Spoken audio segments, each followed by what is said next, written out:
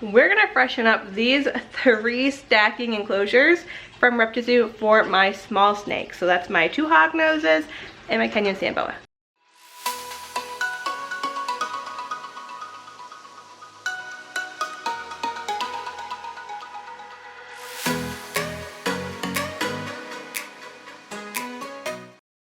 Okay, so first things first, we have to remove the snakes.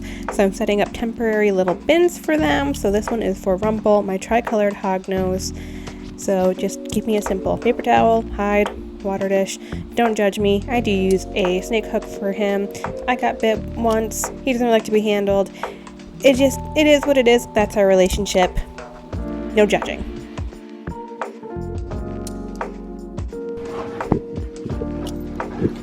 I already pulled out the decorations and water and everything. So that's the fun part of trying to, oh, wait, right there.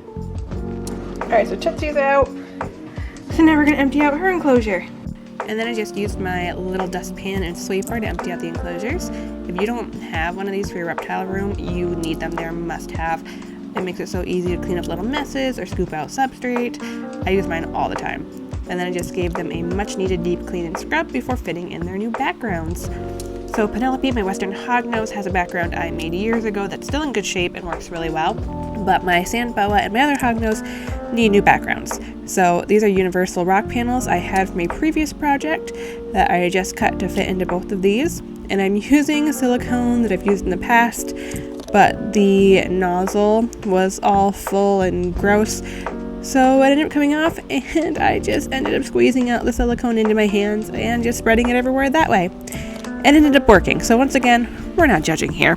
So I had 2 sides from a previous enclosure, so I just cut them. So each enclosure is going to have 2 panels that I have to fit in there. And then I just stacked a whole bunch of stuff in there to weigh them down until the silicone cured. So I just turned it upwards. So all the sand is off. Now we're going to go in and we're going to use some dry lock and coloring to touch up the spots. You can see the old foam. I'm going to see if I can cover up. Now that there's sand here instead of just silicone, I'm going to see if the sand will help hold some dry lock along with the background to kind of hide the seam. Otherwise, I'm just going to put a plant there and hide it because I didn't want to waste this perfectly good universal rock background. But we're going to do some touch-ups. Same thing with over here. The seam isn't quite as bad because that one has the gap so you can see the light through it. This one at least overlapped.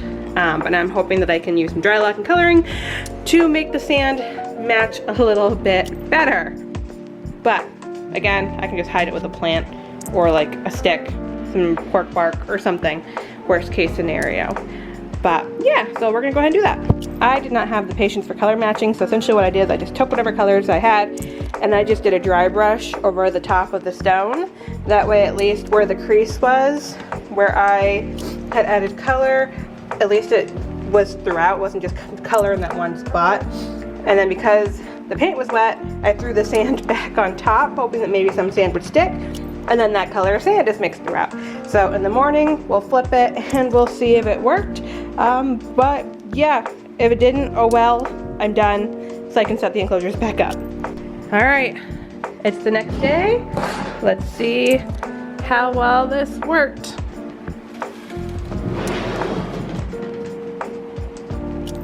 You know, I don't love it, but it's not horrible. And then once I get dirt in and live plants and everything, it's hardly gonna be noticeable. It'll be fine. Whatever. Don't care. I just want to get these set up. Now that they're done, that means I can set these up today. That one came out better. This one's really loaded with the sand. Maybe I knock a little bit more sand off.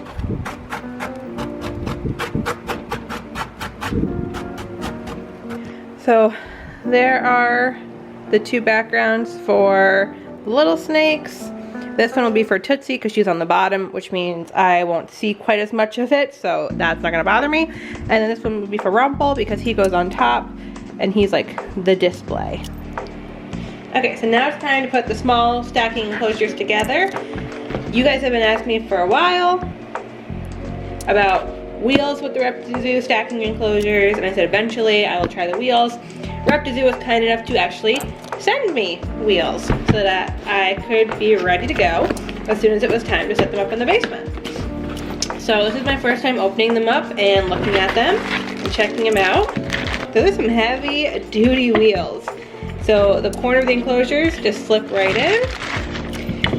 We got 2, 3, and 4. So I can just put the stack right on wheels, easy to move around. Then it's off the floor, and I'm actually going to use some insulation board to put like right underneath it so that there's insulation between the bottom of the enclosure and the basement floor. So Tootsie's is the one that's going on the bottom.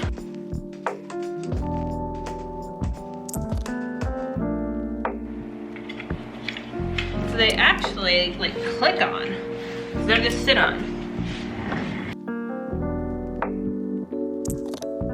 These are actually like so sturdy. I'm actually really impressed. Now this was Rumple's, so I need to get the screws out so I can put the stacking poles in here, because this was the top, now it's gonna be the bottom.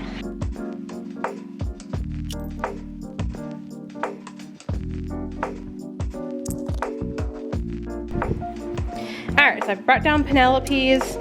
Hers didn't need any background changes or anything.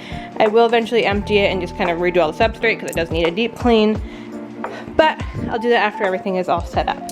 So I also have the lids for the other ones. And I think I'm going to attach a heat mat to the bottom of Tootsie's just because she's the bottom enclosure.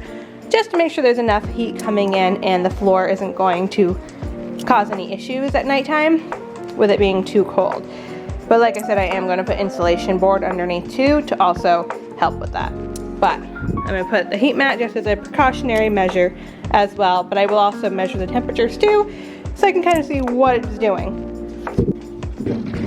Put that back on, snap it down, some stackers back on.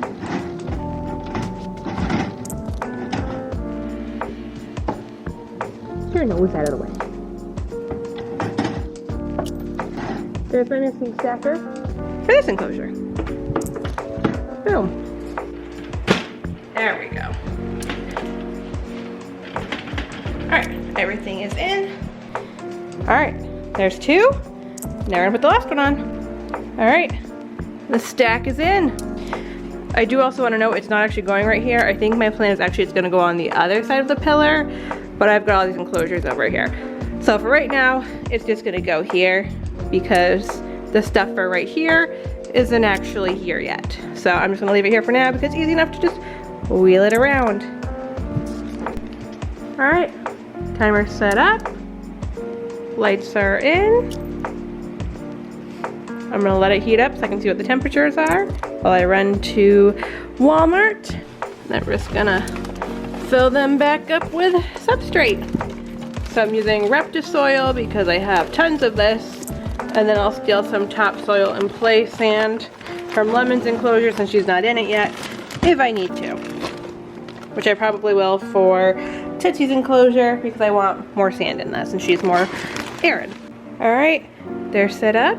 It's time for the first snake to move into the new reptile room.